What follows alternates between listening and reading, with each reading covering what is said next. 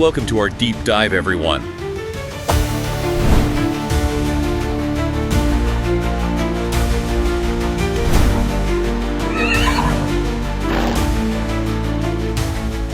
Welcome to this deep dive. We've got, well, a huge stack of research here, all focused on a massive event. The Swedish Trotting Championships, the big V75 day at Åby racetrack. Yeah, it's a packed card, a real festival of trotting, actually. You've got the SM races, the championships for almost every group.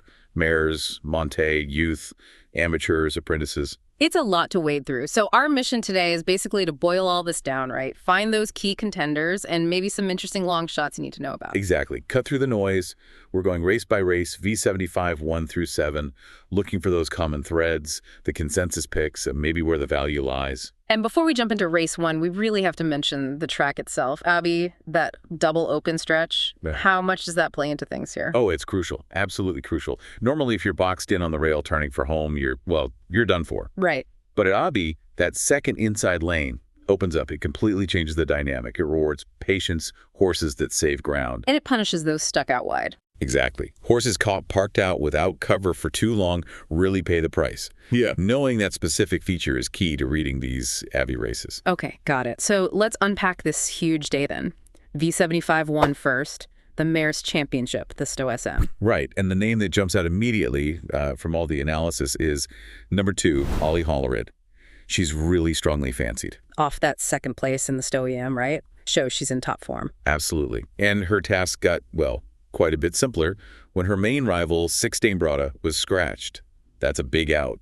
But tactically, it's not necessarily straightforward, is it? Especially at Åby, the start seems vital here. Totally vital. You've got quick starters like 4-betting Pacer and 1 Glorious Rain drawn insider. Yeah. They'll be firing off the gate. So the question is, do they try and hold Ollie Hollerud out, or do they let her go, maybe look for the pocket trip behind her? Precisely. And if Ollie Hollerud does end up in the pocket, second on the rail behind the leader, with that double open stretch waiting, that could be absolutely lethal for her. Okay, what about the classy one? 10 great skills. She's won this twice before, but post 10, that's tough. Yeah, the class is definitely there, no question. But her recent form, it's maybe not quite where it used to be, and post 10 requires a lot of racing luck or just sheer dominance. So the feeling is she might be a bit overbet. That's what the sources are suggesting, yeah. Based more on reputation than current reality, perhaps. Ollie Hollerud just looks stronger right now and from a much better spot. Okay, let's shift gears. V75 2, the Monte SM saddle trotting. And we see one global etalon as a massive favorite, like 54% favorite. Yeah, he's the class horse, without a doubt. I mean, this is a horse who's been mixing it with the absolute best in regular trotting. A lit Lopic qualifier, 5th in the Sons of All Open Trot. So coming into a Monte championship, even with limited saddle experience, the drop in competition is just huge. It's massive. Right. And drawing post 1, it makes him incredibly hard to look past, on paper at least. That 54% for Monte. That discipline is known for its unpredictability, isn't it?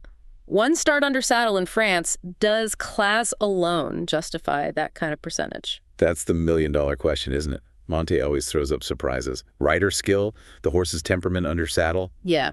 It's different. So yeah, 54% feels risky. And that's where we look for value. Exactly. Look at 9D Godfather. Perfect Monte record in Sweden, 5 for 5. Now this is a tougher race, definitely, but still. Okay. And I see 8-cap frontline flagged here, only 2%. That looks interesting. Very interesting. Because the notes point out last time they met, Cab Frontline started 20 meters behind D Godfather and finished only about 20 meters behind him at the wire. So now they start level. Exactly. If D Godfather's getting almost 20% support, Cab Frontline at 2% looks like potentially massive value, even for post 8. And don't forget last year's winner, 6 Joy Alyssa. She's very quick. Right. Okay, from Monte Madness to maybe Youthful Chaos. V753, the Youth Championship, long distance, 2,640 meters, less experienced drivers. Yeah, it's often a recipe for, let's say, volatile tactics. Young drivers, long way to go. You see aggressive moves, maybe misjudged pace. It can get messy. So you'd want to lean towards horses proven over the distance. And maybe stables that are hitting form. Definitely. The main pair that stand out are 3 Chocolat. Monsieur Chocolat, he likes the distance, stable's going well, and 6 Automatic Flight. He's quick, might try for the lead, and there's talk of him going Barfoto, Rondom, unshod all around. BFAR. That could sharpen him up. Any value plays stand out in this potential chaos? Well, look at Hans Krebs' stable again. They've got two interesting ones. Number 7, Bjorn Plema. He's a proper V75 horse. Ran really well last time, second to a good one. Handles a class, handles a distance. And the other? Number 1, the bank account. Now, this horse has real ability, ran in the Derby trials, gets the perfect inside draw, post 1. If the pace up front is too hot, which it could be with young drivers. You could slip through on the inside late, especially with that double stretch. Exactly. That's the scenario for him. Moving on to V75-4, the Amateur Championship. Here, the favorite, 2 Cosmo Simone, seems solid enough based on recent wins, but the buzz seems to be around equipment changes on others. Yeah, this is one of those races where the gear details are potentially game-changing. It's kind of the aha moment in the analysis for this race. Okay, so who are we talking about? We're focusing on 5 Fancy Free and 7 Xander. Fancy Free has won 2 straight since coming back from a break, which is good for him. But the key thing is the combination. First time with the FinTech Yankee bike, and first time barfota runt ohm unshot all around. Right, the BFAR angle again. Trainers usually only do that when they expect a significant step up. Precisely. And it's the same story for 7 Xander. Consistent horse, strong finisher, and his trainer was apparently happy with his last run, despite a tough trip. Now he also gets the BFAR treatment for the first time. So those equipment changes potentially make them better value propositions than the favorite, Cosmo Simone? That's the thinking, yeah. Yeah. Especially if their odds reflect that potential improvement less than the favorite's current form. Got it. V75-5 next, the Apprentice Championship. Interesting dynamic here. One of the likely favorites, 11 Eola Wise L, has a driver who's, well, barely an apprentice. Right, Dwight Peters. He's very experienced, very skilled, almost professional level. He actually won a major race recently, so that kind of levels the playing field or even tilts it, despite the apprentice tag on the race. And the horse is good, too. Improving. Yeah, trainer Gochidoro is really high on him. Says he's getting better with every run after a break. The big negative, though, is post 11. That's always tricky. Needs pace, needs luck. So if post 11 proves too much, who are the main threats from better draws? Well, you've got 4 Exo Kemp, high capacity, likely aiming for the lead. Then 3 Pure Atlas, some really rate this one highly. Improving horse, great draw on post 3. Any deep long shots here? Keep an eye on 10 Camper Boy, only around 2% popular. Yet, this horse also has Derby trial level ability. If the pace is strong, he could definitely fly home late from behind, especially using that inner stretch. He seems undervalued. Okay, V75-6 now.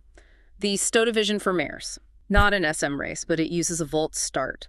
That always adds complexity, doesn't it? Huge complexity. Volt starts are just inherently trickier. Horses starting stationary, needing to get away smoothly. And it's made worse here by some specific posts, like post 4 Cumla Fermentro. That's a notoriously difficult spot in a Volt start. Tight turn, high risk of a break. So you'd favor the horses with the spring spore positions, those wider tracks on the starting gate? Generally, yes. They often get a cleaner run into the first turn. So 7 Tactic Lane looks ideally placed from spring spore 7. That's perfect for AB tactics. And 6 Filia de Cyclone is known to be incredibly fast out of the Volt. She could grab the lead. What about the horses starting from the 20-meter handicap? Often find good value back there. Absolutely. And the sources strongly suggest covering quite widely from that back tier. 14 JH Ellen, for instance, showed massive improvement last time. Ran a great time. Okay. 12 Frenough the Phantom was unlucky last time. Got trapped, but has plenty of ability. And then there's the real potential bomb. 13 Buyers Rosinans. Only 1% popular. Ridiculously low. This mare has won V75 races from similar spots before. She seems completely overlooked. Given the Volt start uncertainty and the talent spread, this feels like a race to spread your bets. Right, cover wisely. That brings us to the finale, V75-7, the main event, the Svensk Mesterskap, the Gold Division Championship, and one name dominates everything. 12, Francesco Zayat, the consensus spake, the banker, around 64% support. Yeah, he's just dominant, a superstar. Trainer Redin says he's in top shape, ready to go. He'll race with shoes on the front, barefoot behind. But wait, 64% favorite, yet he's drawn post 12, the worst possible starting spot. Does the long distance, 2,640 meters, really cancel that out completely, even for him? At this level, against this specific field, the feeling is, yes, pretty much. That's why the percentage is so high. The long run really minimizes the impact of post 12 for a horse of his caliber. He can afford to lose ground early, maybe race outside. Exactly. He's proven he can win from the death seat racing uncovered outside the leader. He just seems a class apart from this particular group of domestic rivals. The sources kind of frame this SM field as maybe a bit weak for a Gold Division championship. Interesting. So if the unthinkable happened, who might pick up the pieces? Well, 6 Caster the Star is the most likely leader. He's best from the front, so he has to try and steal it. 8 Bix Toby is classy, but has post 8. Still, expect him to be driven aggressively. And Reedon's other horse? Chestnut had a good comeback race, drawn perfectly in post 2, should get a nice trip and earn good money. But really, this race feels like it's all about Francesco Zet showing his superiority. Wow, what a journey through this incredible race day. We've covered a lot, from those tricky youth and amateur races to the sheer class of the championships. The big takeaway for you, the listener, seems to be hunting for those specific advantages, right? Definitely. Things like the BFAR equipment changes we talked about, 5 Fancy Free, 7 Xander, those can signal real intent. And identifying those potential value long shots that seem overlooked, like 8 Cab Frontline in the Monte, or maybe 13 Bars Rosenens in that tricky Volt start race. Horse is just too good for their low percentage. Exactly. And underpinning it all is that Åby double open stretch. It really shapes the tactics, favoring patient drives or just raw, dominant class, like we see with 1 Global Etalon and, of course, 12 Francesco Zet. That was a fantastic deep dive. Really helps clarify a complex card. Before we sign off, any final thought for people to chew on as they handicap this huge day? Well, thinking about Francesco Zet's dominance and the view that the gold division field was maybe a bit thin, it does raise a broader question, doesn't it? Which is? What can Swedish trotting do strategically to develop and keep more top-tier, world-class older horses, to avoid such a gap between the very best and the rest at the championship level? It's something for the sport to think about long-term.